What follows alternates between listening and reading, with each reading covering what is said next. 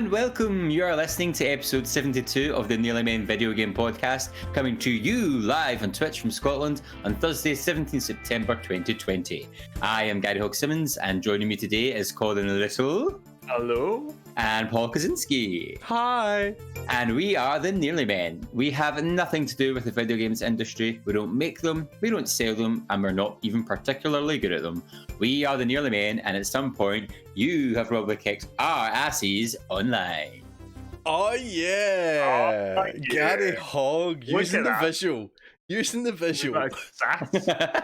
If anyone's looking for a children's TV presenter, I'm your guy. Trying to flog himself straight away. I know. Outrageous. Absolutely outrageous. Any prospective employers, I feel the need to tell you that shortly beforehand, Blood the Boy said, I really should learn this at some point. So, I didn't. Paul Kaczynski said that. Thank you very much. I mean, to be fair, we all said what that. I said is, I don't learn lines these days. Oh, okay, that was even worse. So I think they're just calling, so you're alright. It is true. I mean, auto-cue would be fine. Just get that up. That's fine. I know, that's the next step. Not as Yeah. easy as you think, right enough, is it, Paolo? We messed about with an auto cue for quite a wee while. It's I got the auto cue working pretty good, by the way. oh yeah, you did, aye. I've used it quite a few times since we It's used not it. Oh, the really? easiest thing in the world, though. But It's not. You need to get your time right. But the problem is, in professional situation, there's a wee person working it. yeah. But ours was auto, so you just had to ride the wave, didn't you? You had to work at an exact pace.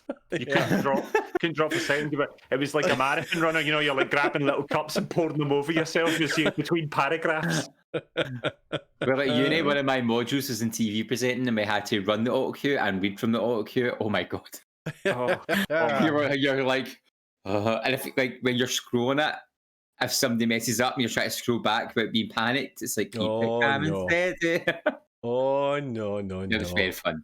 It was a good module actually. How are we this evening, fellas? Are we good? oh, good. Very good.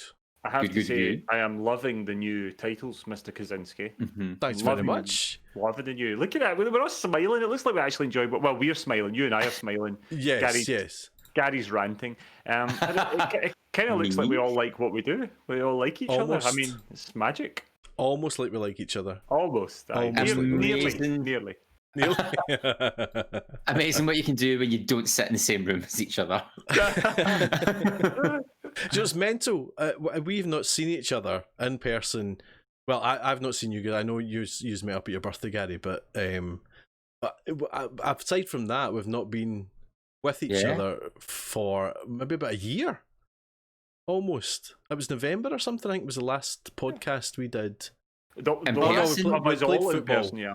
We did play football, to be fair. Yeah, and Yeah. I, So and I saw February. you, Paolo, in March. Oh, did you? We did a wee Star Wars Legion tournament just before the pandemic. The world So shut we down. did. That was a debatable should we go Aye, situation. I know. That's right. But do you know, since that time, I don't think I've ever seen as much of you two as I have over the past 6 months. Well, we've never been as consistent as we are now, I'll tell you this that is true. much. This is true. What the hell? Maybe you're hosting, Gary. I know. I keep doing that. I keep zooming out. I'm like, you're in charge. You're in charge. Good to see the eyes going. The Yeah, eyes are going. it's like drifting. But no, it's always wonderful to be here. And I was actually shocked the fact I've probably not seen some faces in almost a year. It's mental. We are very lucky, obviously, to be supported by our wonderful Nearly Men community.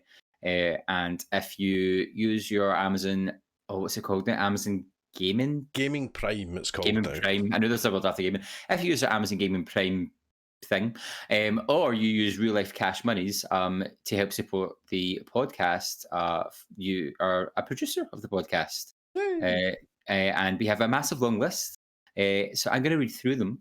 So bear with, because we have a bunch of wonderful producers. So tonight's podcast is produced by Just Off the Six, The Wee Maverick, Austin Winch, Jamesy42, Dave Cake 90, Oh My Gosh, Mr. GOTDD, Chaos Monkey, Linsmer, Enemy Hugh, Queen of the North 95, Apenoid, Dutch Recon 92, Nappuccino, Aaron G Spot 21, Dando, Dr. NJ, Hezabeam, Bride2208, Evil Monkey, Original Steven, Gavin A Laugh, Daybreak 1591, Keeping It Twisted, Kimma Smith, Acompo Photo, Banff Nurse, PlayStation Sucks, Soul Glow 1989, J Oracle, Andrew H 183, Andy McG 303, Gaslit Tales, Blue Dragon 3233, Ticker 87, Sherry Bobbins 09, Racturian, T-Bones 5656, Stanson Toaster, Who Wants to Die, Swift Scott, Titana, Bonfomet, Jesus, MJ Play Games, Async, Chantel92SX, and Jobrias. So big thanks to you guys, our producers. Yeah, babies. Yeah, Thank babies. you, everybody. We did have a half conversation today about the producers. Oh, Yes. Well, Colin answers me. Gary ignored me as always. Yeah. Pretending he's I'm at my working. work. Pretending he's working. And He says that. He says that, Paulo, until he sends us a meme or something like that. Ah, exactly. Yeah. Exactly. 15 questions we need an answer for here. But I think it's safe to say that it's been lovely having the producers for the 6 months that we have, and it's got out of hand for a while. So what we're going to do is we're going to change how we do the producers as of, 2 episodes away basically. So that's the 15th of October.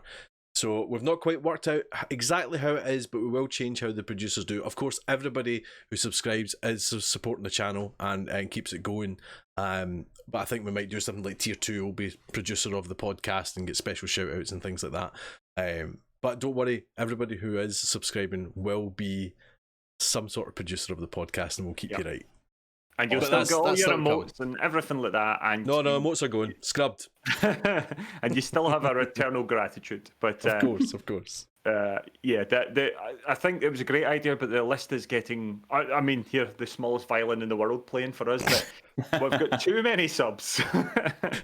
Don't tell them that, Colin. Tell them to bring their friends. Our wallets are too small for our 50s. Let it fold, mate. Let it fold. Shut us down. But it's wonderful having such a supportive community, and hope may long continue. And you're very much appreciated by all three of us. And we love it when we hear from the community. So if you want to get in touch, here's how you can do that. Reaching the Nearly Men is easier than ever. Search for the Nearly Men Video Games podcast on iTunes, Spotify, YouTube, or your preferred podcast player. We stream on Twitch. Follow Colin at Colin_NM. Follow Paul at Paul Kaczynski, all one word.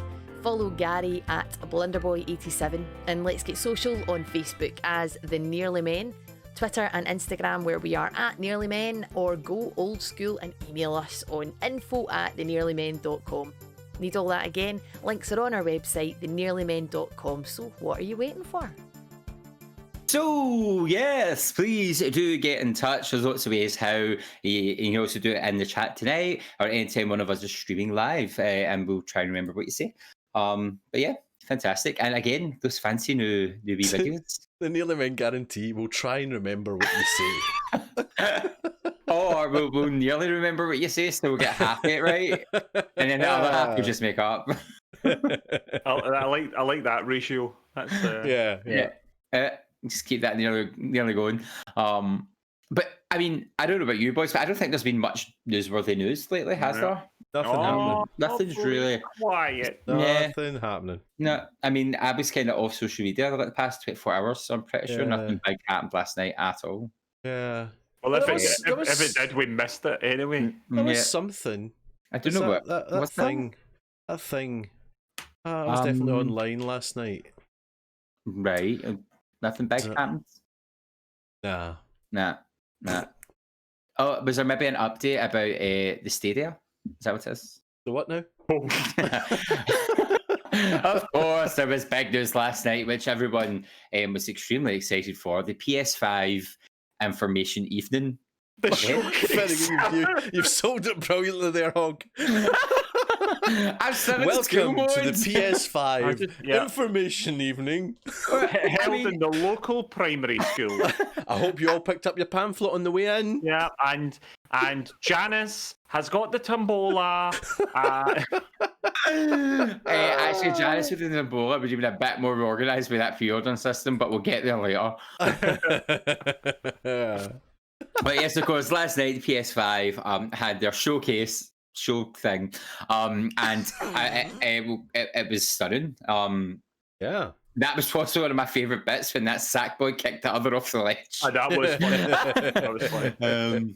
So before we get into it, we're going to just go over some fine details. The PS5 and the Xbox X/S.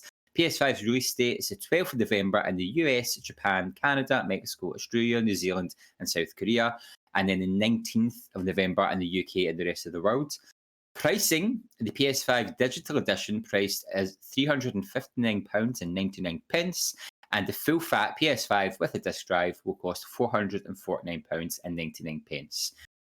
Xbox Series X will officially be available from the 10th of November. It will cost $499 in the US and £449.99 in the UK, and it'll be available at the same time as the cheaper £249 Xbox Series S. And the pre-orders will be open from the 22nd of September. So that's the nitty-gritty details that you need to know about those three consoles, I guess, that are being released. 4? Do we class them as separate consoles if you've got disc and discless?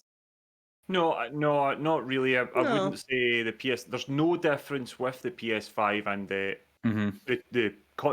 PS5 and the digital edition, except from the disc drive. Yeah.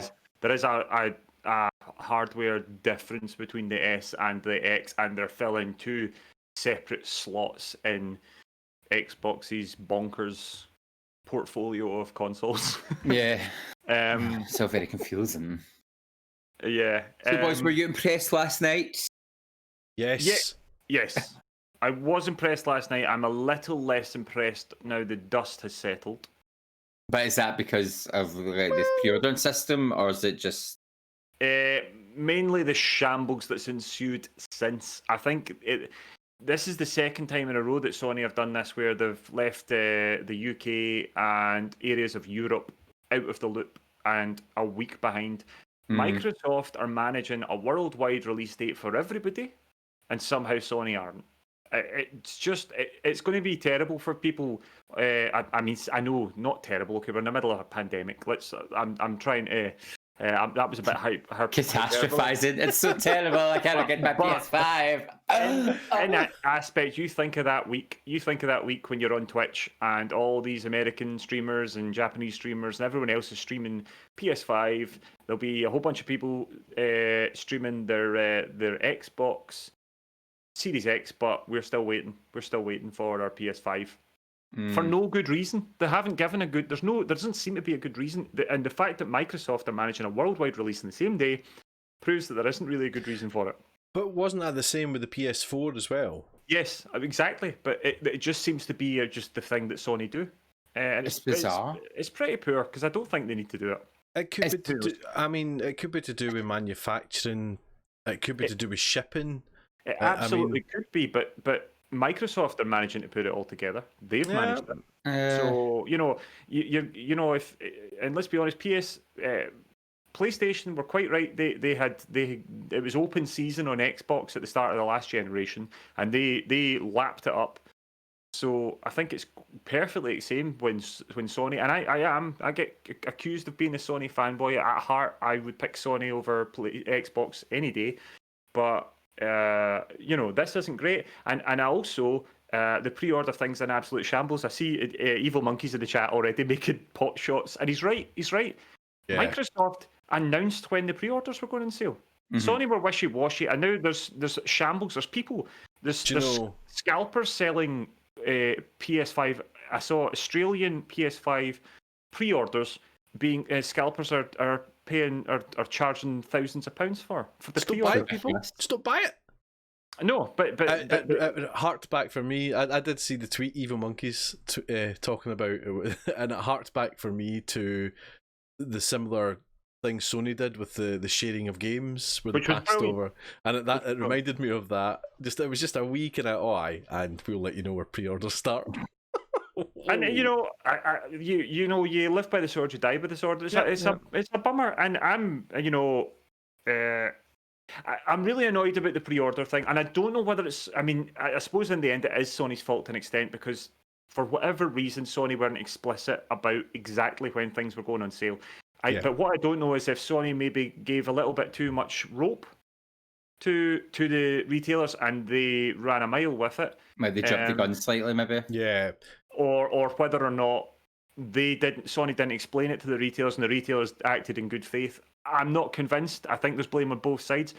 But the issue here is that that now there's people who can't get a pre-order at the moment, and that's frustrating. And it's not as though you expect high demand. You understand that, if it's a race and the gun goes off and you all start running at the same time and some people beat you in the race, that's fair enough. But there was people starting that race while other people were in their beds. There was other people were at work. Yeah. There should have been a bit of notice so that people could have said, right, okay, well, this is what I'll have. Am I going to be able to get a chance to do this or not? Mm-hmm. It's just really poor. And I think you're exactly right. I don't think the blame lies with Sony, as you say, because they've gave too much rope. And I think, the retail stores have essentially went, well, I'm going to get at least 100 per store, whatever the number is. Mm-hmm. Let's sell 100 now. I mean, and more will come in because they'll get more allocation, but they'll go, I'll definitely get 100. Let's sell 100 now. Yeah, I don't think, as you say, it should have been Sony saying nobody do it, but I don't think it's on Sony's shoulders, if you know what I mean. It's their choice to do that. I do think the retailers just went for it. I think they were sitting there, and the second that Sony said they were available tomorrow, they went, well, it's midnight, let's just do them now. Yeah, I saw the most ridiculous message from Game. Due to unprecedented interest in the PlayStation 5, I was like, What? I actually was in work when I read that when Sherry Bobbins is there, and even Sherry Bobbins was like, excuse me. So it's bizarre, like, because Game's email went out at 20 to 1 in the morning, and I was like, I woke up to that email and was like, well, that's me out. I was like, thanks, Game. Do you know my horror story, right? Last night. This is horrible. I had a look last night, right? And literally I was about to go to bed and I saw something on Twitter about Game. So I clicked on it and I went to a link and I was like, oh, they've got pre-orders available for the digital one. Went in, selected it. It was a couple of times it was like, oh, it wasn't working. Then it finally went through.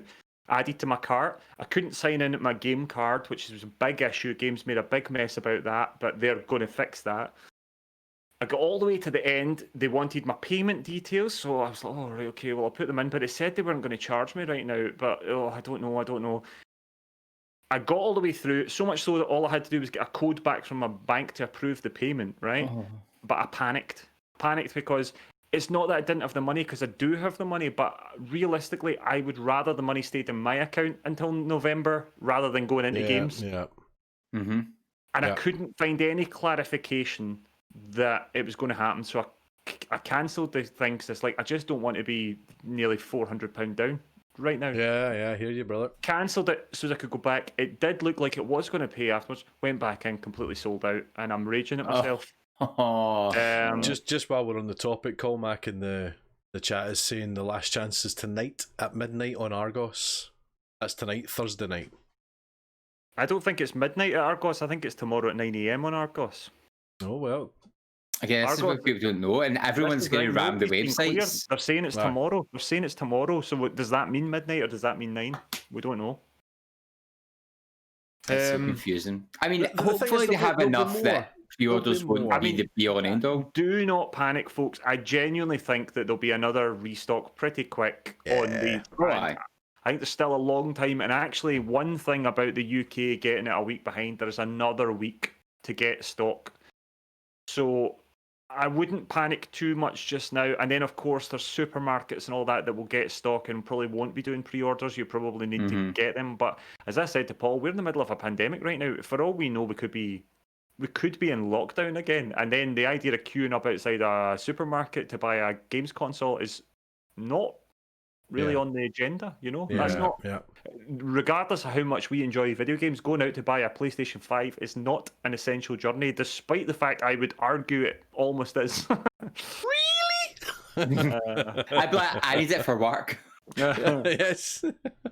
Well, me and Colin do need it for work. This is all We employment do. at That's the the moment. only work we've got. So a slight tarnish on what was a lovely evening, because it was. I mean, I think the whole Yeah. 45 minutes, everyone just spent going, and then Fortnite was showing and we went, ugh. And then they finished obviously on Colin's Jam. moment. But no, it was a very exciting. It was fun good.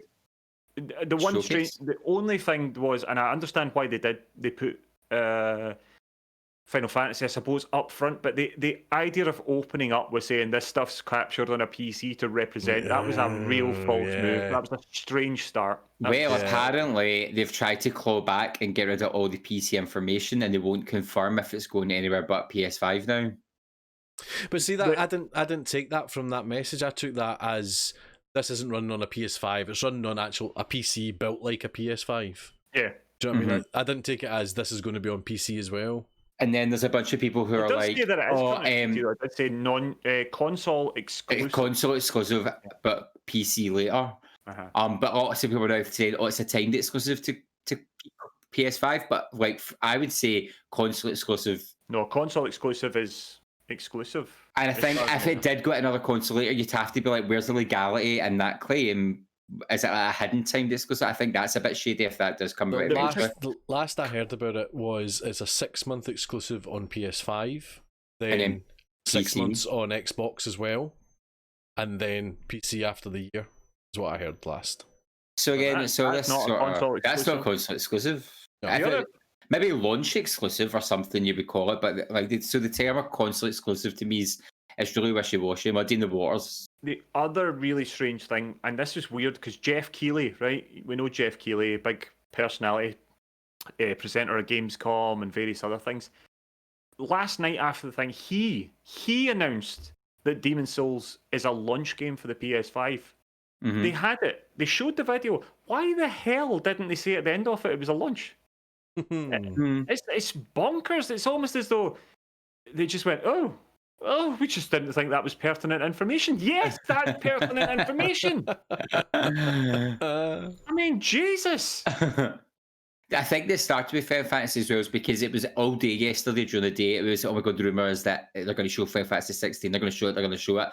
So I think to start with that, like, I think that probably kept a lot of people watching who were waiting for that, because then you go, well, what else are they hiding? What? That looks like a fully finished game pretty much. Unlike Final Fantasy 15, which was in development hell for 10 years. So, like, it's kind of, I think it did make people go, ooh, what? Is there anything else new that's going to be shown? I'm not convinced Final Fantasy quite looks ready to go yet. I don't think it's got quite the sheen you were sort of expecting just yet. It looks great, but I think there's still a little bit of work to do on it. They didn't call it alpha footage or all that, but I don't know. I mean, again, they're not streaming it in pure quality. It's on YouTube. So it never looks incredibly next gen, but Demon's Souls looks so much better than it. Oh, really? I thought Demon's Souls just looked like Play-Doh, but I thought Demon's Souls looked really nice. Glorious. It looked nice, but I wouldn't say it looked better than Final Fantasy. It's a different style, though, isn't it? I think it looked more polished, but you know, Demon's Souls is a launch game. Yeah, obviously, there's still a bit of work to do on. Demon's Souls really showed off the lighting effects and all that from next gen. That's the dusty particles like gorgeous. We keep saying about it how it's not going to be a big jump in graphics. It's going to be little wee things that you catch your eye, and I thought Demon's Souls showed that really well last night. The interesting thing with both of these consoles, we've been talking this for a while, with ray tracing and all that sort of stuff, you're not really going to see a lot of this stuff on a YouTube video. Aye. You're going to see it when you're actually playing that console on as big and as good a screen as you possibly can, and you're literally going to go, wow, this looks amazing. And it won't necessarily be a gigantic jump from PS1 to PS2 or something like that. But it will be noticeable. You won't necessarily notice what you're noticing, but you will notice something, if you know what I mean. It's going to be like, I can't quite put my finger on it, but this just looks amazing. That's certainly the hope. Any total surprises last night? I was very surprised at how much we saw of Demon's Souls and how far ahead it was. I wasn't expecting to see Demon's Souls this year. I couldn't believe it. That was a surprise to me, although Jeff Keighley had to tell me about it on Twitter later on because Sony neglected to tell me it was a launch title. Sorry, Matt, I'm a bit bothered about that. No, I mean, it was. I'm not interested in it in the slightest, but it was nice to finally get confirmation of the Harry Potter game for everybody that's into it. I didn't even know about it. It's been dragging its heels for about a year nearly, maybe. It was rumoured 8 years ago, I think. It was always sort of, it's happening. Then a year ago, images popped up. I can't help but feel that it would be better making that game much, much earlier before J.K. Rowling destroyed her entire reputation and her legacy. Because I tell you, I'll not be playing it. I'll not be reviewing it. I'll not be streaming it. Well, it was interesting. I remember last night in the chat, Original Stephen and MJ Play Games were talking about how they don't even buy it second hand because you'd still be giving it statistic numbers and be tempted to buy like in-game currency and microtransactions. And then, like, I've known MJ Play Games for years, and I caught a bit of her stream earlier on, and she was saying she has a denim jacket signed by J.K. Rowling from when the books were out, and like when that she said, so she was like the biggest Harry Potter fan ever, and when that video played last night, she was like, it just left me feeling cold. Right. And I don't know. I mean, you get lots of people who don't care about stuff like that and they'll still play it. And that's fine. That's their choice. It's obviously freedom to do that. Nat Pacino was saying if she did get the game because she loves Harry Potter, the world and that so much, she'd have to donate money of an equivalent value to like Mermaids UK or something, which I thought that was quite an interesting way to balance it out if you still enjoy the game. But yeah, it's that whole thing. Do you separate the art from the artist? Mm-hmm.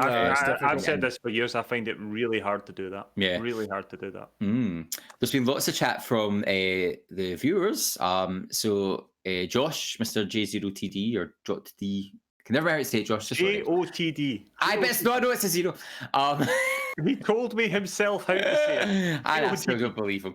He said it's definitely a way to do a showcase. Let the games do the talking. Absolutely, unlike other ones that have happened. Colmac says, not looking forward to the £70 price tag for big name games. Just to add into that, he's just said the one thing that annoys me is if you get the digital console, you're stuck getting the games on the PS Store. But whereas if you get the disc version, you can shop about for the best price of the discs. Yeah, I think we might see a lot more flash sales happening and stuff if they're trying to push the next gen. It's already starting in PS4. You're seeing big games get a like 20-25% chunk off a month and a half after release just to take gen. Bear in mind, you do not have to buy your credit directly from Sony. You can buy it from CD keys or something like that. They give you a discount. You can get 50 quid for like £41. That's a £9 saving straight away. There are ways to do it, to shop smart on this sort of thing. So yeah, I take that point. It also, next to none of the games, that's our RP, that's £70, but already all the ones we've seen listed are nowhere near that. They're sort of £59.99, and that's what the Avengers is in the PlayStation Store at the moment. This isn't. Assassin's Creed Valhalla is £51.99 on Amazon for PS5 at the moment. And I think the last one was like 55. Sorry. You alright, buddy? I'm alright. Choking on my own disdain. No, I'm not. I just thought back to all those pre-orders. Gavin Little says, I'm definitely interested in getting the PS5 digital version. My questions are if it will be backwards compatible with PS Store bought games able to be downloaded, and if the PSVR will definitely be able to be used with it. That's a good question. I saw some chat about Sony said not every game's backwards compatible digitally, but a lot will be. The vast majority of PS4 are. Yeah. The vast majority. And as for PSVR, I mean, as far as I know, the digital version is just the same as the other box without a disc drive. There's very little difference. There's literally no difference except from one's got a disc drive, one doesn't. So yeah, it should work. It will work, and they have said it's going to. But in regards to VR, they said the headset will work, the current headset. My question is, do you need the new camera? Because Sony cameras have never transferred generations before. That'd be evil, though. That would be evil. Don't know. That It's could be Imperial you might March need to stuff. buy the new That camera. I mean, Because the PS2 eye camera never worked on the PS3, and the PS3 camera never worked with the PS4. So next you're to kind nothing of worked. The PS3 just didn't talk to anybody really. it's like the moody middle child. So, but then the PS4 camera was something different, wasn't it? Like, as in, you need to use the VR, you need to have that camera, if that Yes. makes sense. And if they're saying you can use the VR in the next generation, my guess is you could take that camera, surely. I assume so.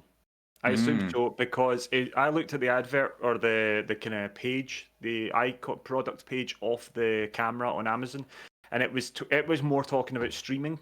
It was talking about being a streaming camera. It didn't seem to mention VR as such, so I don't think it will be crucial. I'm sure you probably could use it as a VR camera, but I don't think you need to. Interesting. Undercover Boss from Discord says, I saw a lot of rip Xbox in the official stream and think that is incredibly short-sighted. I still believe Xbox will outsell the PS5 at launch, so due to the S price point, I think Sony knocked it out of the park with the presentation, but I think we are going to see more overlap this gen. I think more Sony players will be tempted to buy the S because of how cheap it is and the fact that majority of Xbox exclusives will be in Game Pass. I don't think the same can be said for a lot of Xbox players. PS5 doesn't have that cheap get in, and also why would I buy a PS5 to play the PS4 games you get with PS Plus? A step in the right direction, but it's something Xbox does with Games with Gold, not even Games Pass. I take a wee bit of exception with that Games with Gold. I don't really know what the point of that. I don't quite get the point that Undercover Boss is making there. What I want to know is Games with Gold going now that Game Pass is happening? Is that done? No, it's still going. So they're still going to do it because obviously PS Plus and Games with Gold are the same sort of thing. You get games monthly. Now, the PS Plus collection is a slightly different kettle of fish. What it means is if you've got an existing PS Plus subscription or you take one out when you get a PS5, these games will be available to download and play as much as you want as long as you've got your subscription. Some of these games have been on PS Plus before, and quite a number of them, but not all of them. And I don't think... We wondered last night if this was some sort of way to compete with Games Pass. It might be a sort of step in the right direction, but it doesn't compete with Games Pass. But Sony, I just don't think Sony are going to give their exclusives away for free because Sony's exclusives, I'm sorry, they're better than Xbox's exclusives. They have been for years. What this probably is... what I think this is really is it gives us a whole... It gets around that issue we had where basically you only had Resogun on PS4. When you first got that PS4, you had like one game to play. Whereas on this, you'll get one game, and yeah, it might be nearly £70 for a game, so you're probably not going to buy 100 games. But what you can do is you can go, right, well, I've got Demon's Souls, that's great. If I want something else, oh, there's Days Gone, I actually didn't play that. Or there's Mortal Kombat, I quite fancy a wee bit of a fighting game. And you've got this list of games to tide you over for a little bit of time.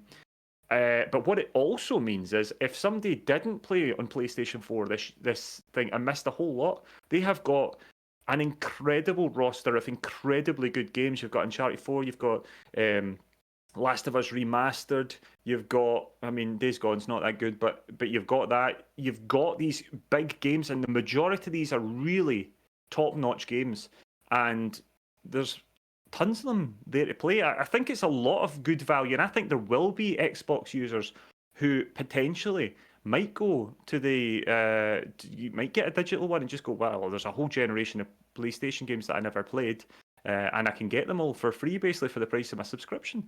I mean, it's not Game Pass. It doesn't compete with Game Pass, but it's still a nice thing to see offered to people. Yeah. Mm-hmm. So Undercover Boss's point of Sony players picking up an S because of the price point because it's cheap. I'm still not tempted by it because I have Game Pass on my PC, and I think if you're a gamer, some sort of has a PC that can play those games, are more likely just to keep continuing your PC and pick up PS5 that's giving you something new. That's the way I can look at it. And there's also I think the S will be a hit with. I don't mean this like as a dig, but with kids. So like, I know Xbox is very popular with the youth. So that S could be a great Christmas present and stuff like coming up for them. the fact it's a wee bit cheaper than the PlayStation would make parents go, "Oh, that's a wee bit less harsh in the purse." On the wallet, yeah, absolutely. Yeah, but as a PlayStation player who has had and owned the 360 and the Xbox One, is that what it's called? Yeah. I'm not tempted to go back to a Microsoft console. I'll chime in just because I'm the opposite. I'm interested in going and for the first time in my life getting both, and the only way I'm able to do it is Xbox's All Access, where you pay up a monthly fee for that and the console. And one of the main reasons is that I'm a single PC streamer, and my PC can't quite handle games running full pelt and streaming at the same time. Yeah. So things like Sea of Thieves, if I'm on Colin's stream playing Sea of Thieves, I play on my PC. But if I'm streaming Sea of Thieves, I play on the Xbox and stream through my PC. Just because I know it's going to run smooth. There's not going to be any problems, no juttering, because it's no getting pushed at all. There is also, I mean, this might change in the next generation, but there is also quite a few games that are in Game Pass that are on console but not PC. I think that probably will change going forward, and you'll see more and more doubling up. But at the moment, there is a good handful that are one or the other. You know what I mean? I don't think that's going to be the case, because this whole ecosystem thing means that they're blurring those lines. Yeah, that's what I'm saying. Going forward, that's going to change. I'm in a similar position to yourself, Paolo, where, you know, we know I'm streaming a lot of Sea of Thieves. I am loving Sea of Thieves, but there are some days where my stream's interfering a little bit, and I'm sitting there going, "Oh, it's struggling a little bit today. I don't know, you know, what happens if Sea of Thieves gets a massive graphical overhaul, or what happens when Sea of Thieves 2 comes out and I want to stream it, but I can't because my laptop literally won't cope with it." And you know, it would maybe be a bridge I'd come at this point, but maybe I would just upgrade my laptop. Maybe I would just do that. I don't know. I mean, certainly I think buying an S would probably be cheaper than a big overhaul or a new laptop. But yeah, I've got Game Pass. I've got, hopefully, if I can get a pre-order for a PS5, I'll have a PS5. That'll do me.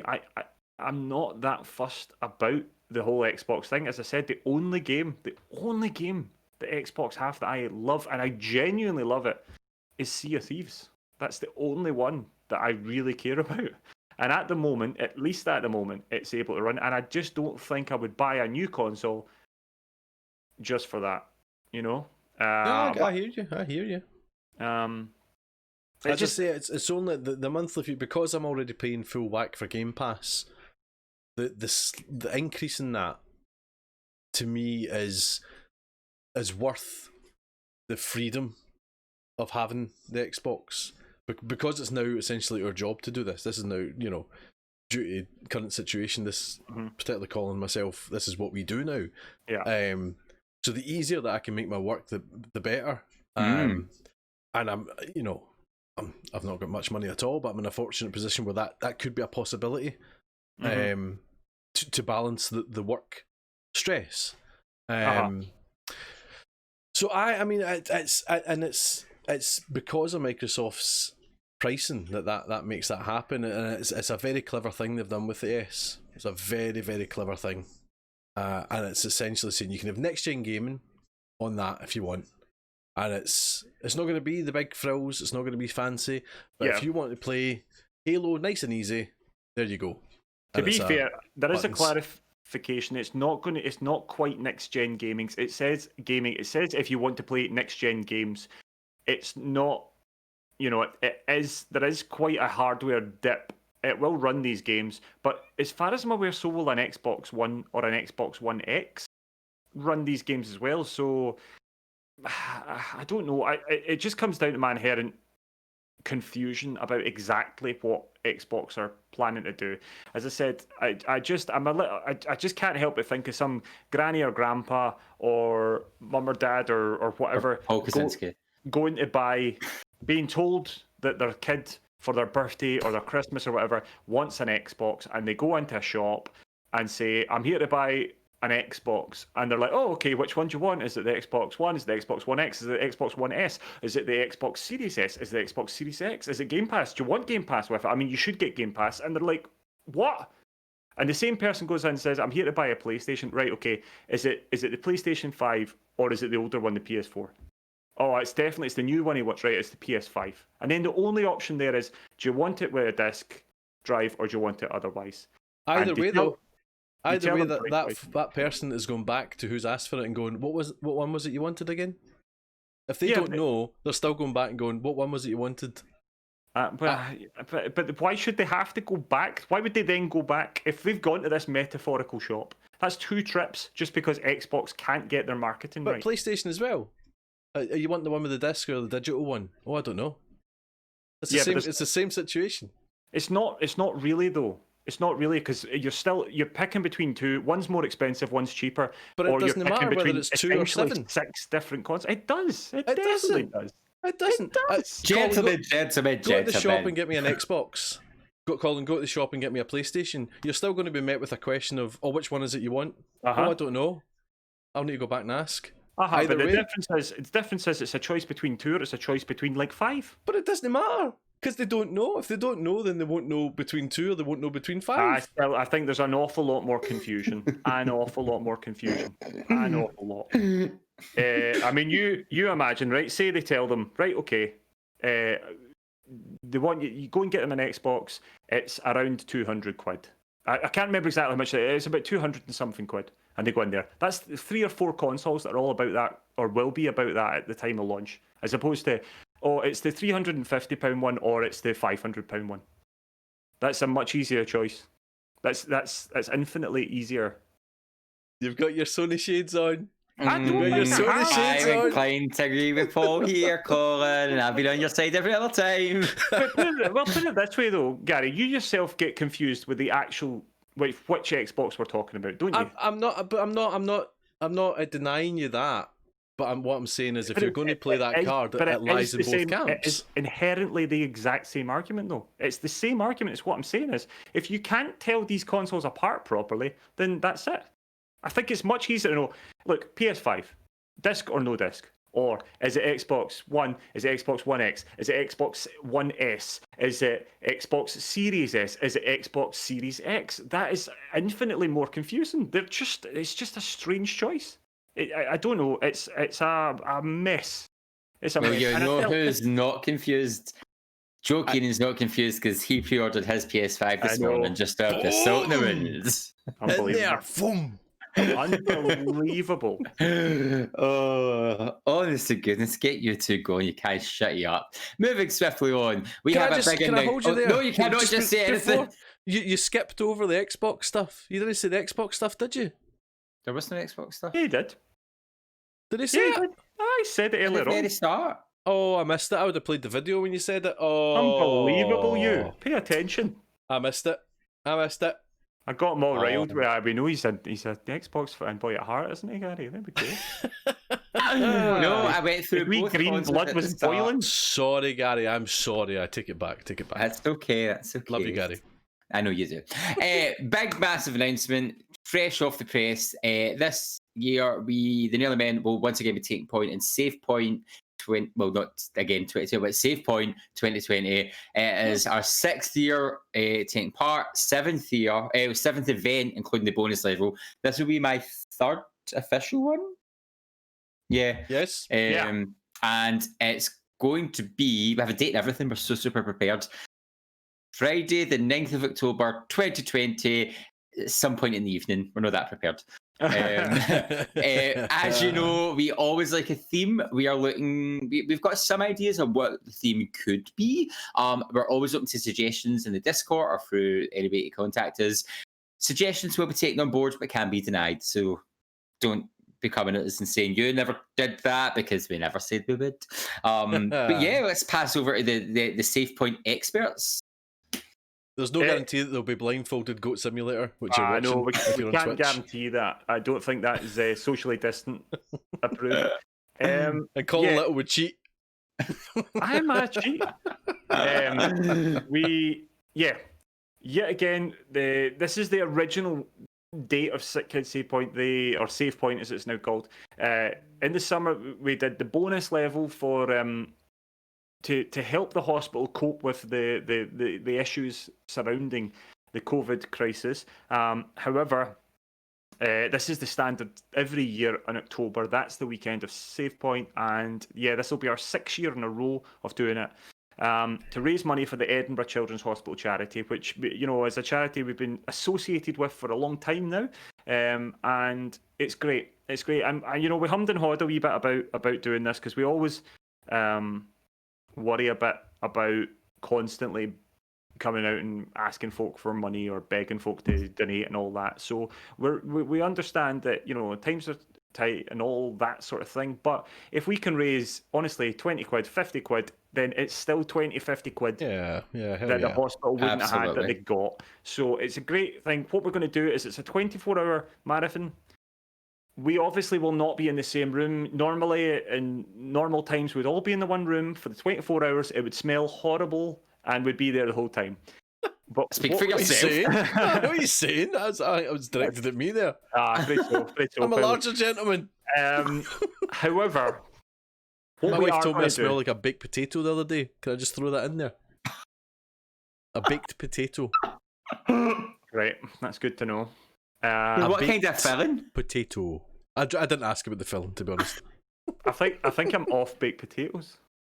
Yeah, you are. Anyway, what we are going to do, at bonus level, we did 40 hours and we did it 12 hours apiece.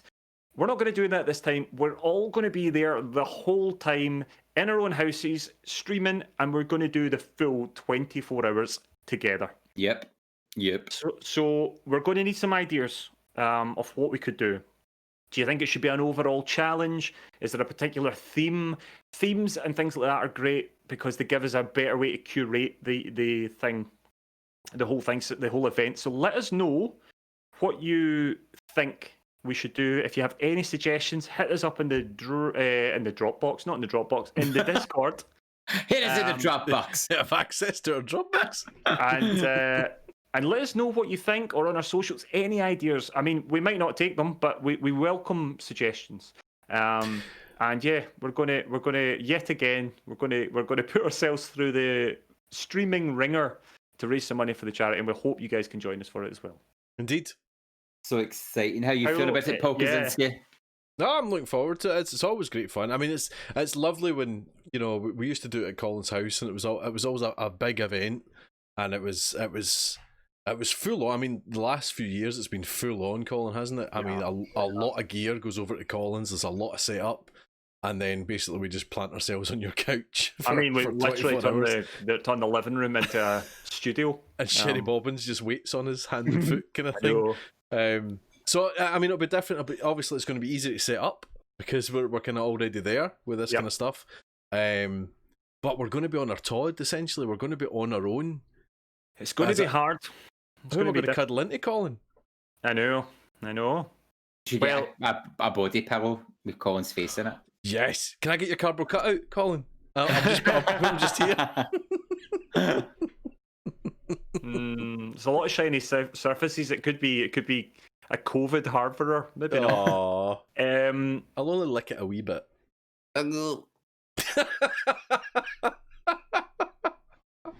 Could have been worse, gentlemen. It could have been worse. Let's just remember that. I mean, it could have been worse. I see Sherry Bobbins suggesting naked hour. That is very much against Twitch's TOS. No, it's not. No, it's not. So Wardy Liv was talking to me the other night during his stream, and he was like, I do his accent, but it would be really offensive. He was like, Gary, did you see the update to the Twitch TOS? And I was like, I did not. What's it about? And he's like, nipples. And I was like, oh, right. What about the areolas? Gentlemen may have their tops off and the areolas out anytime they wish, but women, no. Scandal. The patriarchy strikes again. I mean, honestly, Twitch are at it. That's outrageous. Absolutely. That's not going to go down well. Yeah, Wardy wasn't that impressed with either. And I was like, surely you've got that wrong. It's like, nah. And I would have checked, but I don't check things like that. So I knew wee Maverick in the chat was right onto that, man. I knew that was coming. You're welcome, Paul. I'm going to have that all night now. Yeah, big potato. Anyway, we will definitely, even if we are not in break of Twitch's TOS, we will not be getting our nipples out. Oh, I finished Halloween. It's kind of worrying. It's falling very apart, Gary. exciting. Bring it together again. Bring it together. But yeah, so Friday, 9th October 2020, in the evening start. Join us for a wonderful 24 hours of gaming to raise money for such a worthy cause. And watch us wind each other up. I don't know if it'll be easier to wind each other up online than it is in person, because I think you can get away with more without getting punched in the face. No, I've played Colin Little at Grand Theft Auto. You can wind them up no end. We've wound up Colin Little so much difficult to wind up. That Sherry Bobbins has came downstairs and asked him to be quiet. That's happened more than once. Right. Oh, this is going to be a fun 24 hours, I can tell you that right now. I might end in a real life boxing match in a future date. Watch the Nearly Men disband live on Twitch to raise some money for charity. Overcooked is not allowed. Overcooked is not allowed, just saying. Oh, absolutely not. But I mean, that's it for our news this week, boys. It was, I mean, not much has been happening the past 2 weeks apart from big things. So yeah, let's go over to Cozy for some. There's no Cozy's crumbs. Oh, read the script. You're being lazy. Goodness sake. All right, hold on then. Hold on, right. Let me see, where is it? Oh no, where is it? There's it. Cozy's crumbs. I can't think of anything that doesn't involve swearing. If you go into a shop and ask for an Xbox and they ask you which one, is the same question as if you go into the shop and ask for a PlayStation and they ask you which one. But the answer's different, so it's not the same. It might be a similar question, it's a different answer. Same answer, and that was On that thing, I would like to bring out one pearl of wisdom from the chat from Evil Monkey, who said this morning on my stream, he was talking to me about it, and he did say the marketing for Xbox needs to lean heavily on the fact that the Xbox Series S is an upgrade on the One S, and the Xbox Series X is an upgrade on the One X. So there you go. If you think of them in that way, yeah, but that's not the way Microsoft are pushing it at the moment. That's how they should do it. No. And also, a big shout out to Evil Monkey, who saved my bacon in Sea of Thieves today, and I will be forever in his debt. Thank you. And that was a Colin crumb. That was a little crumb. Freebies. Let's go through what is on offer this time period. Starting with Games with Gold. 1st of September to the 30th of September, you're going to get access to The Division, which is a third-person action game on the Xbox One. 16th of September to the 30th of September, Armed and Dangerous, a third-person action on the Xbox One. And the 16th of September to the 15th of October, The Book of Unwritten Tales 2, point and click on the Xbox One. Man, that's a lot of Unwritten Tales if I get a sequel. And moving over to PlayStation Plus, for the month of September, keeping it nice and simple, you can get PUBG, which is a battle royale, on the PS4, or Street Fighter 5, which is a fighting game on the PS4. And that's your freebies. Nice and easy, Gary Hogg. Nice and easy. It was. I know. Have any of you played Street Fighter 5 yet? I played a little bit of it. It's very good. So, my pal Scott downloaded it because he loved Street Fighter 2. Like, loved it. Like, one of the games he always talks about. And he tried Street Fighter 5 and he was like, what is this? He said he found it really clunky and slow, and he couldn't figure out how to get into like just an arcade mode. The only modes he could get were like 2 matches and the game was done, or story mode. So I told him I'd have a look at it to figure out if he's not doing it right, because you know. I haven't played the PS Plus version of it, but I did buy it at some point for one of the kids' save points, and then traded it in afterwards because I don't really play fighting games that much. But it is very good for what it is. Yeah, I've got it. I bought it at like one of the PlayStation sales, and it was for like £7. So I might boot it up and figure it out. But it looks gorgeous. It really does. Cool. It was going on about the size of the women's thighs and how they're unrealistic, and I was like, that's always been the case. Legs, yeah, they're kind of scary. Chun-Li's legs were like that in Street Fighter 2 Turbo. They've always been ludicrous. I see. I wasn't a Street Fighter boy, so I don't really know these things. Classic. A classic. Classic. Games. What have we been playing this week, boys? Let's go to Paul, because you've got a wee review for us. I've got the top one there. So I've tried out the new PGA game, which is PGA 2K21. So this is born out of the golf club, which is by HB Studios in Newfoundland. There's a new country for you. Newfoundland. And they built the game. Basically, Tiger Woods died a death eventually. I think it became Rory McIlroy game for a wee while, and eventually died out. I think it was a couple of years after that. These guys, who I think had worked on the Tiger Woods series, came out with the golf club, and it was this super realistic golf sim, essentially. It was brutal. There was no crowds or anything like that. There was no power shots. There was no apparel or anything like that. It was just playing golf. That's all it was. And its big appeal was that it was super serious. It was super accurate simulation wise, brutally hard. And one of its big appeals was that it had a course designer with it. So you could design a course, any course, and put it up, and everyone could play it. So in theory, you could have any course in the world in the game. So they gave you, like, I don't know what it was, maybe 10 courses, I think, to play on, and then everybody else designed the rest. And you ended up with thousands and thousands of courses. It's brilliant. So then they brought out the Golf Club 2, and it essentially was just a sequel, just a wee bit, few more improvements. I think it started putting in things like crowds and things like that. And you could still bank over all the courses. So that the Golf Club 2 had thousands and thousands and thousands of courses. Then it was the Golf Club 2019, which again started to refine it a wee bit more and give it a bit of a bit more of a presentation feel to it. And I think the Ryder Cup might have been in it, things like that. There was a wee bit of branding and licensing in it. No players or anything like that, just the competitions and things like that. Which then brings us to PGA 2K21. So 2K bought it, I think, at the time of the Golf Club 2019 and published that. But this is the full game from 2K now, with the same developers, as far as I'm aware. And it's ramped it back up presentation-wise and competition-wise, and players. There's real players in it now. You can't play as the players, you can only play against them, which is quite nice, I think. You have to go your player, which is nice.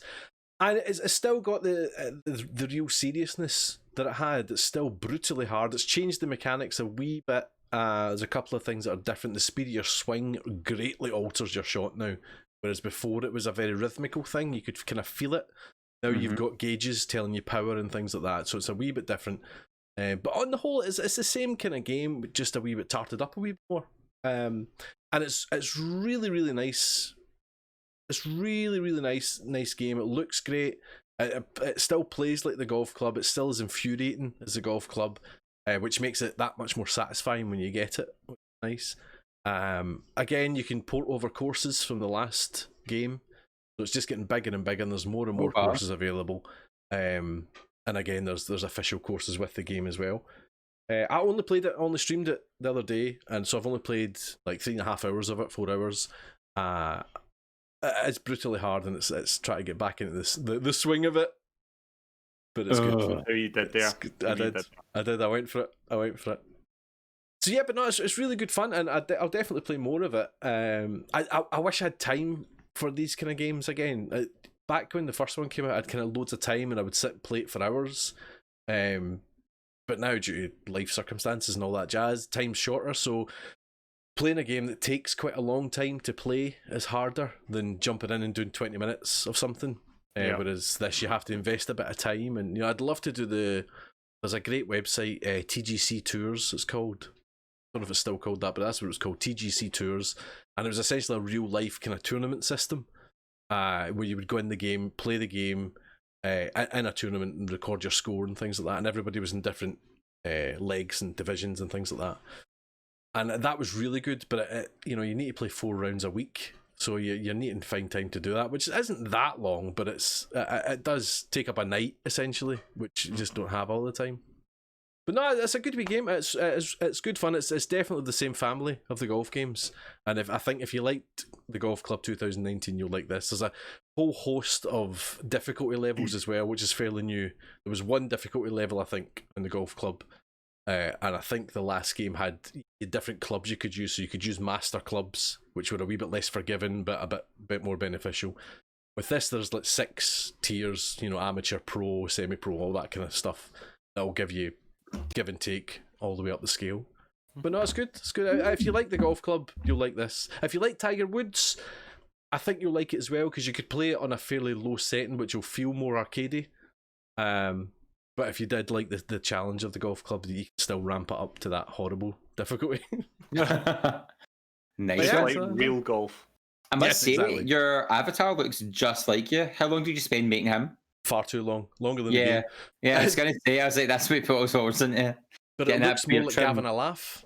It does, When it's a alarmingly enough, close-up. when you get up close, it looks like Gavin a laugh. I don't know if there's anything in the footage that you'll see him, but it looks more like Gavin a laugh than me. Well, there we go. Secret siblings. Last Thursday, we all set sail in the 7 Seas Arr! for a little bit of co-op playing of Sea of Thieves. I didn't set the boat on fire. Well, So- actually, so when- it was only set on fire the one time on purpose, wasn't it? When we did it then? It was a pretty good game. It Yeah. was. Well, with Captain next Shambles time, at the helm. Boy, I'd prefer it if you actually made a bit of effort. Aye. So we're struggling to figure out what to play, and me knowing that the boys like to be a lot of piratry, I was like, let's go for Sea of Thieves if I get to dress as a sultry mermaid, and they did. I got to dress up as a sultry mermaid and titillate the crowd with my looks. We're never Yep. going to turn that down, Gary. And that Hogg. would never been turned down. We'd have played Tetris with you like that. But But I must say, I as we know, I'm not the Sea of Thieves' biggest fan because I don't see it for me single player. But when I do play with Pong Colin, it's always lots of fun. And we did lots of booty hunting. Yeah. I mean, we literally did have a very good game. At all. I mean, listen, there was a few things went in our favour. We didn't really have an awful lot of problems with other players, but we had a great time, and it just all seemed to work. The next day, I went on to play it, and I had an absolute nightmare. So I think we used up all our luck that night. Oh no! But yeah, honestly, I love this game. It's so much fun, and we had a lot of fun on the multi-stream. It's been proven very popular. I know, our Sea of Thieves channel in the Discord's one of the busiest ones we've got. A lot of folk are playing Sea of Thieves. A Yeah. lot of folk talking about Sea of Thieves. And it's just, I mean, it just feels like a great big playground. I love it, and I've been streaming so much of it. I'm slowly but surely working towards getting Pirate Legend.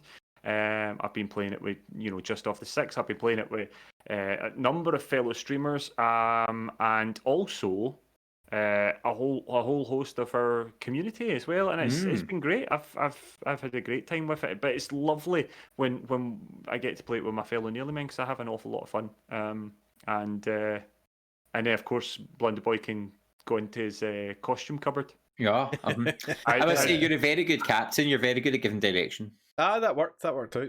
I think that's what it needs. We always talk about how much of a team game it is, but it needs somebody calling the shots, essentially. Yeah. I think calling the shots. Hey! as I regularly said, this is the captain of your ship, Colin. So yes, I think as the more experienced I've got in the game, the more comfortable I am at sort of running the ship a little bit more. And I genuinely do think it works better when there are, square pegs and square holes, that sort of thing, and just making sure that people have jobs and things. And it doesn't mean that people won't muck in. It doesn't mean that if you need bailing, everyone will doesn't jump down and do that. But it also means that there is sort of priorities and things that people are focusing on. Blunderboy was excellent at steering us all the way around the Sea of Thieves, and I had a pure good run of that. And I had a great, never. I think there was like once we slightly ran aground on a sandbank, and that was actually probably Kaczynski's fault for not looking out. Excuse me, I will not take blame for that. I will not take blame. You will do what your captain tells you. You will take the blame. Now, it just had a big update, didn't it? Yeah, so it's now got the Vaults of the Ancient. Basically, every month there's an update, new in-world events and all that. And at the moment, it's great. The Vaults of the Ancient are a bit like sort of almost Crystal Maze meets the Goonies meets supermarket sweep. Essentially, you have to find your way into these vaults. The big stone door eventually opens when you finally find it. You have to go and find the key first, then find the entrance to the vault. You get in there. There's piles of treasure everywhere. There's chests. There's another puzzle you can do in amongst all of that if you can solve that to get even more loot. But after a little bit of time, the door starts to slowly come down on you. Or I saw one where the vault starts filling with water, and you basically have to grab what you can and get out, or you will die and you'll lose pretty much everything. It's excellent. It's so exciting, and I am loving how inventive Rare are being and how much stuff they're adding, and just how alive this game feels. This game's been going for quite a while now, and it just feels so alive. I think the only thing I can sort of compare it to actually is something like Grand Theft Auto 5, which also is just getting so much content constantly. Yeah, it's great. I'm loving it. An Evil Monkey saying that the Halloween events have always been good. So nice. So that's not long away. I can only imagine what they're doing for Halloween. It's going to be very exciting. Nice. Yeah.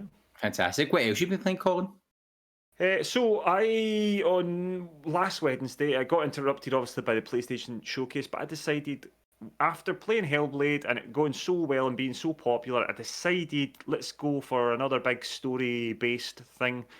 So I started playing Uncharted 4,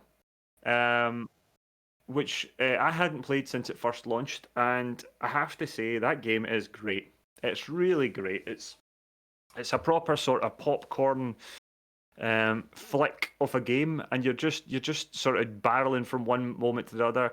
The voice acting, the performance, the writing, the sort of shine of it all, and yeah, it's also sort of pirate themed as well. So it's just I seem to be playing essentially a pirate channel at the moment. That seems to be all I do on stream is Twitch. On Twitch, sorry, is stream pirate games, and I'm okay with that. I'm delighted with that.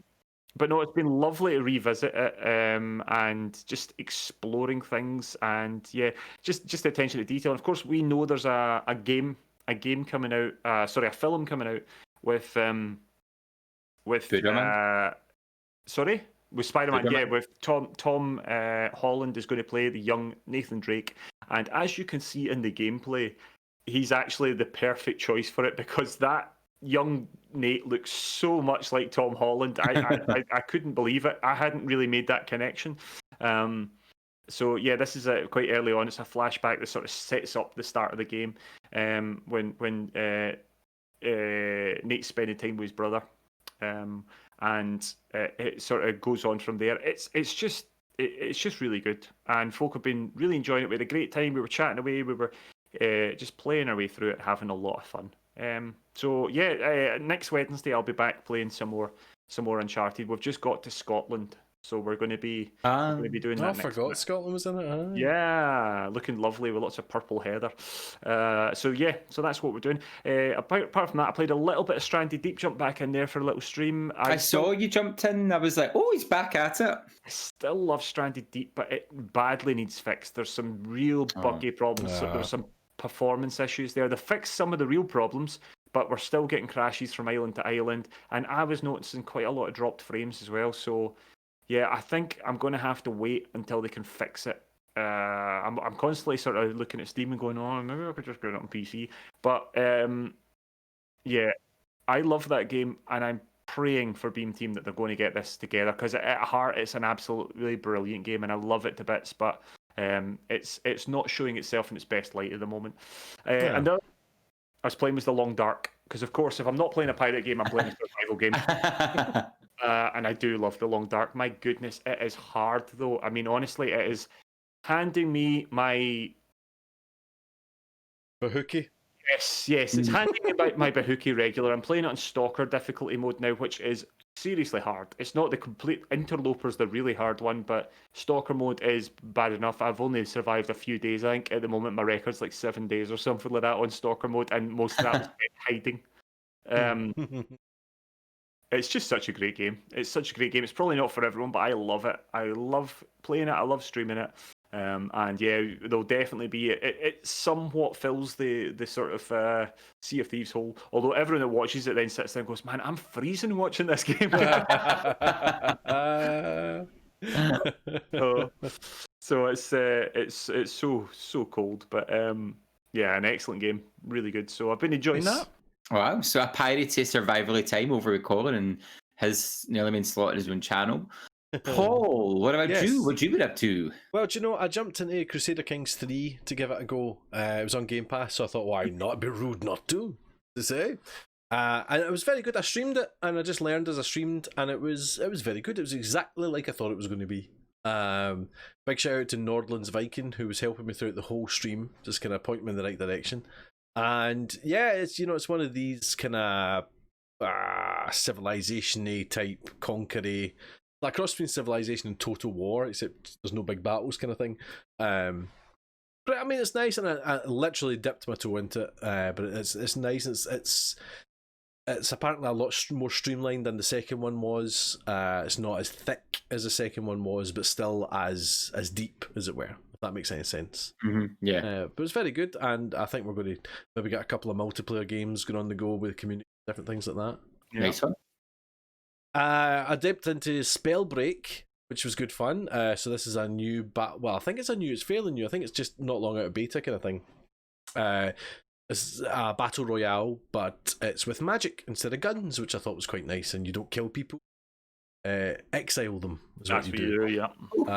And it was nice. I mean, it's exactly as what you think it is. It's just a wee more fun. I thought the movement was quite nice. So your jump is a fairly long boost, kind of float jump, which is always quite nice to jump about with. And you get special runes that can make you do things like go invisible or jump really high, fly, go fast, teleport, different things like that. And you wear 2 gauntlets, so you choose the first one when you start, so it might be fire or ice or stone, or other ones, and then you can pick up other ones as you go. But I was wondering how it worked. One of the really interesting things is they work together. So, what's the Colin? Can you remember the green one, the kind of slime one? Is it slime? It's poison. Poison. There you go. So what you can do is you can put a big poison cloud with your left hand, and then fire a firebolt at it, and it makes it more volatile, so it does more damage than just a firebolt kind of thing. So that's quite nice, and there's different combinations of that. Just played it for one wee stream. Me and Tatana, the good Tatana, joined up and had a wee game of it, and it was good fun. It's a battle royale game, so it's got the annoying things that a battle royale game has, but it was all fairly swift, and it works really well for everything I played with it. There was no issues at all, and the maps were nice, really varied kind of biomes and things like that. It was great fun. It's really good fun. That's just fun, I think. Yeah, there was nothing, there was nothing really particularly special about it. There was nothing brilliant about it. It was just fun, and it wasn't Fortnite, Otherwise, lastly on the Nearly Men channel, I've been playing Alien Isolation, and last Monday we finished it. Yeah, champions! Brilliant game, an absolutely brilliant game. If you've not played Alien Isolation, I do urge you to play it because it is really good. I don't like horror games, as you know, and part of the fun was the horror thing for me. But it was really well done, really really well done. There was times, if anyone was watching, that I was saying, for something to happen, this would need really good writing, or I just wouldn't be sold on it at all. I'd be disappointed in it. And what became was brilliant. I thought it really worked well for it, and made the game. Yeah, it made the game better for it. And the story of it is really nice. It's really like Alien. It's so like Alien. I mean, this is an old game. A lot of you'll know it, and you'll have seen it 100 times, but the whole DNA of it, to use Ridley Scott's term, the whole DNA of the game is total Alien. It's brilliant. It is so well done, and the attention to detail in it is unbelievable in that respect. And it's just a really nice story, a really fun story, right to the end. It was really good, really good. I highly recommend it if you haven't played it. And that's it. Fantastic. Wow. Well, I must apologise because I've barely been on my channel. I've been so tired the past week that Selfish. when it's been coming in my stream times, I'm like, I can't do it. So big apologies there. But I did make I have been managing to dip my toe in to Dead by Daylight. As always, try to get my rifts leveled up. They've been balancing the game back out. The new killer has been fun to play against. He's mental. He's a big giant ping pong ball who just charges around the map and batters you. And it's kind of terrifying. You'll be like crouch walking and he just zooms by. And you're like, oh. And his thing is, he can't hit you when he zooms until he bounces. So you can't really predict what he's going to do. You're like, did he see me? Is he coming back to hit me? I don't know what's happening. So he's quite good but unpredictable. And if anyone out there does play Dead by Daylight, they are throwing more free blood points away at us. So in the store, you type in VK100K, and that gets you 100,000 free blood points. And that was to do with some site getting 100,000 followers on their Dead by Daylight page. Lovely. Their big Halloween event will be coming up soon as well. The last 2 weeks of October, I think it is. So and it's usually like a double blood point event, so you usually get Halloween costumes as well to unlock. So kind of like Sea Thieves and Dead by Daylight are developers who are really supporting their games, which is interesting. Like they're just constantly keeping them fresh and keeping them going for the community and rewarding the community, which is really nice. The one new game I did get to play was The Last Campfire. The Last Campfire. I picked this up in a whim. The same week I picked up Marvel's Avengers. And I wanted to keep it for the Nearly Men stream because I thought it looked like a game that a lot of the followers would really enjoy. And from what people were saying on Friday, they did. Basically, you play Ember, which is the little blue persona who's running around. Now, we discovered that Ember is the name of a people rather than the character specifically. And the Ember get lost in a journey. And I think the Ember is a spirit. And this little Ember is going around saving the spirits of other Embers and then helping them pass on to the next life. It was really like deep, unexpectedly deep for a Friday night stream. But it's wonderful. It's a puzzle game. You've got to solve little puzzles like moving things and turning torches on and off and getting around wind puzzles so the fires don't blow out. And unlike Relicta, the puzzles aren't all the same type of puzzle. So you're not like, here we go, more boxes. There's lots of findables that unveil the story as you go on. There's lots of little characters you meet, and it's really charming, really nice art style, and it gets the heartstrings tugged at, and you kind of really care for all these little embers you're finding. And what's really nice is it's all about moving on and acceptance and moving on. Sometimes you meet embers and you can't help them because they don't want to be helped, and it's like that message: they need to find their own time to move on and their own way to find help. And it's oddly enlightening for the way it looks, and it's lots of fun as well. The puzzles are good fun, so I'm going to finish that tomorrow night on this channel. Lovely. 8 o'clock. I think I'm about halfway through because I think, Paul, you looked up and it's about a 6-hour game, and I was flying through it compared to some other streamers. So yeah, I think we should finish it tomorrow night. Really lovely. It made me think of Moss. Yeah. Mm-hmm. Made me it's think got that of sort Moss, of which was also great. Yeah, it's amazing what they can do with like a cutesy art style, which you kind of go, oh, it's just going to be a daft wee game, and then by the end you're almost in tears. Yeah. You find yourself really bound to little Ember when things are going on. You're like, no, Ember, no. And in tears for the right reasons as well. Yeah. Not 'cause I hate this bloody game. Yeah, absolutely not. And like none of the puzzles are like so hard that you get frustrated. And when you do figure it out, you feel really like you're a genius. So I'd highly recommend it. It's on Switch, it's on the PS4. It might be on the Xbox 360, I'm unsure, but I definitely it's on the Switch and the PS4. And it's a little indie studio. It was announced in 2018 and just came out. Xbox 360? What decade is Gary living in? I don't know what they're called. I'm so confused. Well, see if you went in a shop, Gary. Thank you. That was a good one. And I did finish Marvel's Avengers story mode, but I mean, I wasn't like it was very good. And I'm looking forward to what they do with the DLC. But I don't like to talk about that because I spoke about that last time. So the viewers have been in touch. They've played a big chunk of games. James Simpson is he's probably going to get the non-digital PS5, but won't be at launch. Got back to Last of Us 2, but had to put it back down for a bit. No rush to finish it, to be honest. Looking forward to Mario 3D All-Stars, especially Galaxy. I've never played that. Stay safe, guys. It's so nice. So nice, Jamie. So lovely. James 42 always finishes his message with that. Always finishes his message with stay safe. Oh, you stay safe too, Jamie. James 42 played the demo for 9 Monkeys of Shaolin, which was great. Hot Shot Racing, which takes me back to playing Outrun back in the day. And had this, I was just thinking Outrun. And had a shot of Final Fantasy 15, which I'm enjoying. Oh, and finally got past the first round of Fall Guys. Yeah! Well done, James. Well, I've not heard of 9 Monkeys of Shaolin. I'm going to have to look that up. That's kind of made my eyebrow twitch. I've not heard it at all. No. Joe Keenan been playing loads of things. Final Fantasy 15 as it's on PS now, not too sure about it. Plus the Final Fantasy 7 demo and loved it, so might get the full game soon. I must say, Final Fantasy 7 remake is a fantastic game. I'd highly recommend that. Final Fantasy 15, because it's on PS now, I'd say keep going at it. I don't know if you get the DLC with the PS now version. They definitely made upgrades to it. But it's good. It's like 4 bros in a car. That's the story. And a lot of people are let down with it. But if you just take it what it is, it's combat led to what we've got in Final Fantasy 7. Also, a wee bit of golf. All good if you get grips with the putting. Amen to that. Is that the same golf you were playing, Paul? Yes, it is, yes. So putting. Oh, wait, actually, we saw you fail that putt. I mean, I failed everything, to be fair. It's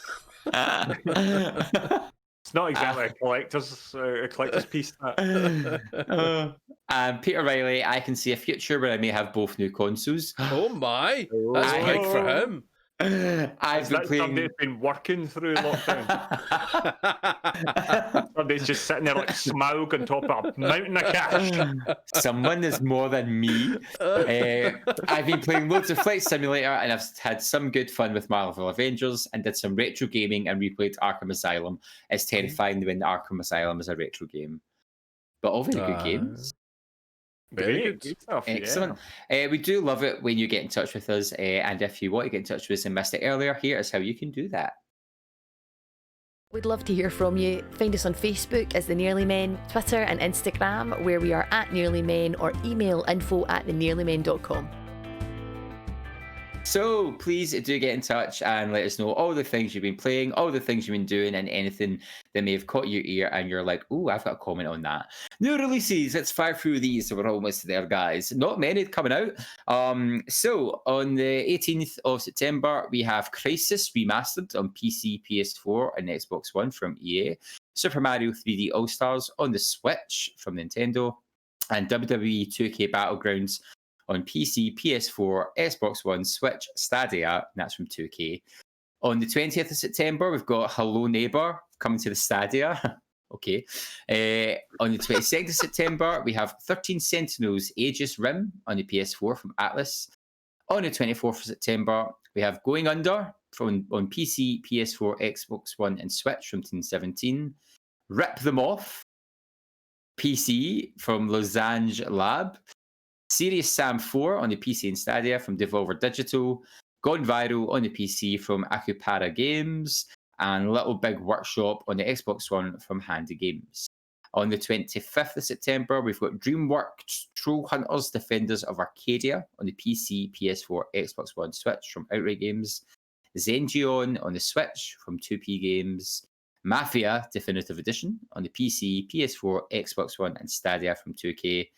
On the 29th, we've got Spelunky 2 on the PC from Mossmouth, Warsaw on the PS4, and then on the 30th, we've got Baldur's Gate 3 on the PC and Stadia from Larian Studios. There we go. Oh my. Great. Anything there catching your eyes, boys? No, not this time, No. I don't think. I thought you were all at Mafia's Grill. I was a wee bit excited. I've not heard such good things about it, unfortunately. But, I mean, maybe. Maybe. I mean, the remastered shots looked great, but I don't know If it's holding up well. I don't know. But I mean, I could be tempted. Maybe. Baldur's Gate 3's got me going, just because the Baldur's Gate games are Well, they're so classic, well aren't they? renowned. Yeah. I did see a few people saying they were going to hold out and see if that's coming to PS5, which was an interesting choice. But but yeah, nothing there's really kind of making me go, oh, Super Mario 3D All Stars maybe. But I mean, I like Nintendo, but I don't like Mario that much. I hear you, brother. Nah, I just find it a bit repetitive. Which Baker Boy, if he's in the chat, will probably like meh. Because he's always tuning me about that. He said it's not repetitive because he loves Mario, but he thinks Mario's repetitive, but he'll sit there and replay our generators constantly all night. Absolutely, I've got a big serial killer chasing me, just like you picking up treasure chests and shooting skeletons. Don't you do? How? You know I can only give it out. Talked about this, Gary. We've talked about this. Upcoming streams. As I said, tomorrow night, Friday 18th September, I will be continuing and hopefully completing the last campfire right here on the Nearly Main channel. Paul Kaczynski, do you know what you're starting on Monday? Well, I don't know whether I should maybe pick up the DLC for Alien and do those. It's going to be a really short stream if I do, so I'll probably do something else. I notice Mr. Josh is saying the Nearly Men need to try out Among Us, which I had a wee go off with Bon Vomit, and it was quite fun. I think it would be quite fun. I think it's only fun if you're all friends, if you know what I mean. If you're playing with randoms, it doesn't work as well. But I think if you all get in the Discord and you're all vocally debating, I think it's quite interesting.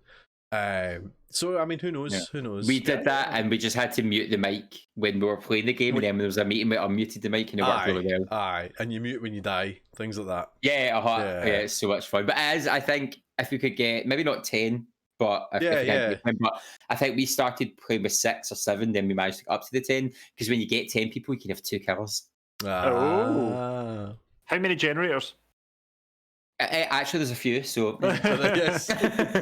Why didn't it be done? So, Colin, what are you going to be doing on Wednesday the 20th? I'll be in Scotland. I'll be continuing with Uncharted 4. Oh, let's leave the country, remember me. I know. That was me just telling Track and Trace. I'll be up in Scotland. It's not Track and Trace. That's a terrible one. It's Protect Scotland. Sorry. That's the one. That's the one that works. We think. And then next Thursday, 24th September, will be a multi-stream night, but we've not decided what we're going to do yet. Did I dream it, or did you say Ghost of Tsushima's stuff is going to be out by then? Or was that just a guess? I thought it was out the end of September, but I don't know. I thought it was November. I couldn't find a date for it. Right. It just said the fall. Well then it's probably not then. No, I think we would know then. Sorry, but we'll have something. We'll have something fun. You're just going to set much us three stare at the camera for the whole night? Yeah. A Just Chatting stream. Where we discuss going into shops and purchasing consoles. We could role play that scenario and see which one comes out. And we could have character cards to like draw a random card. We get the Karen looking for the Xbox One X. The one who won't take no for an answer. Yeah, the one who thinks he knows better and is like, actually, I think I find the high spec Xbox is that. I have to say, if a Karen was going to buy a console, it would definitely be a Microsoft one. That's all I'm saying. Let's see Xbox resub next time. Moving on to our producers, while we still have one. Tonight's podcast was produced by Just Off the Six, The Wee Maverick, Austin Wins, James A42, Dave Cake 90, oh my gosh, Mr. JOTD, Chaos Monkey, Linsmuir, Enemy Hugh, Queen of the North 95, Apenoid, Dutch Recon 92, Nappuccino, Arong G Spot 21, Dando, Dr. NJ, Heza Beam, Bright 228, Evil Monkey, Original Stephen, Gavin Olaf, Daybreak 1591, Keeping It Twisted, Kima Smith, A Compo Photo, Banff Nurse, PlayStation Sucks, So Glow 1989, Yoatia Oracle, Andrew H183, Andy McG 303, Ghastly Tales, Blue Dragon 3233, Tickeru 87, Sherry Bobbins 09, Victorian, T-Bones 5656, Dancing Toaster, Who Wants to Die, Swift Scott, Titana, Buns from Jesus, MJ Play Games, Async, Chantel 92 SX, and Jabrias. Don't know why that makes me giggle every time I see it. It's like the most aggressive producer ever. I just thank you. Who wants to die? His name's Jabrias. Every time you say it, I'm just happy. That's all I can hear. Forevermore. Yeah.